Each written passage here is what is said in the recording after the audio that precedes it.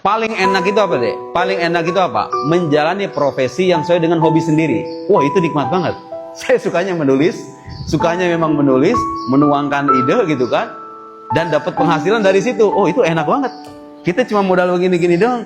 Tahu-tahu ada transferan sekian puluh juta, transferan begini-begini. Enggak, saya menceritakan ini sebagai motivasi. Bahwa kalau kita itu menjalani sesuatu yang kita cintai dan kemudian membentuk keahlian, keahlian itu akan mempermudah masa depan.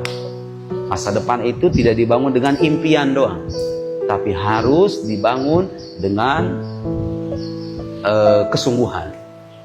Selebihnya saya mau menyampaikan amalan-amalan. Itu kalau yang tadi istilahnya common sense, semua orang tahu lah ya. Kalau susah harus begini. Ada amalan-amalan, adik-adik amalin ini. Insya Allah langsung kalau amal langsung tulis. Bukan wiridan. Ya maksudnya amalan ya. Kalau pagi-pagi nih, kalau mau jadi orang sukses nih, dengerin. Kalau pagi-pagi jangan suka tidur pagi. Pada ketawa. Jangan suka tidur habis subuh. Itu penyakit mental, penyakit apa secara medikal juga saya kira itu dokter-dokter itu gak sehat itu tidur itu. Jangan suka tidur pagi.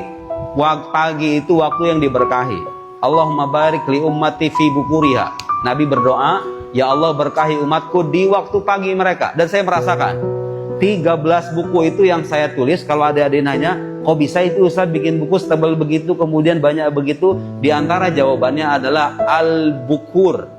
Bahasa Arabnya al-bukur kan, artinya memanfaatkan waktu pagi. Pagi itu bukan tidur, bangun sholat subuh berjamaah, baca wiridan, baca Quran, saya matahari terbit. Kalau saya ngajar santri, habis ngajar santri sholat 2 rakaat, pegang laptop, pegang buku, tulis. Diberkahi sama Allah. Ada buku saya tulis selama 1 bulan selesai. Bahkan ada buku 2 minggu saya selesai nulis buku 2 minggu. Selesai kasih penerbit. Tapi sekarang bukunya masih ada. Waktu pagi. Pernah waktu bulan Ramadan itu paling itu orang tuh rata-rata tuh pagi tuh tidur kan. Saya enggak dulu. Saya ngajak santri saya untuk buat aktivitas, masuk ke lab, saya bikin buku dari awal Ramadan, pertengahan Ramadan selesai 160 halaman jadi 1 buku. Pernah. Waktu pagi itu sangat diberkahi. Mau apa aja. Pengen bisa bahasa Inggris. Pelajari bahasa Inggris itu di waktu pagi. Lihat hasilnya selama 1 tahun. Percaya deh. Apa yang dilakukan di waktu pagi itu mendapatkan keberkahan doa Nabi. Saya dapat nasihatin dari guru saya dulu. Di Al-Azhar saya bikin tesis 900 halaman. Itu teman-teman saya pada nanya, yang lain kan nggak pada selesai. Saya selesai lebih dulu. Udah gitu punya bini lagi. Kan kalau misalnya punya bini mah suka waktu kita terpotong kan. Beda sama jomblo gitu loh. Saya udah beristri, udah berkeluarga, tesis, senior saya ada yang 3 tahun, ada yang 4 tahun. Saya 1 tahun selesai nulis tesis itu. Nanya orang sama saya, gimana caranya itu? Jawabannya itu, waktu pagi. Saya nulis waktu pagi.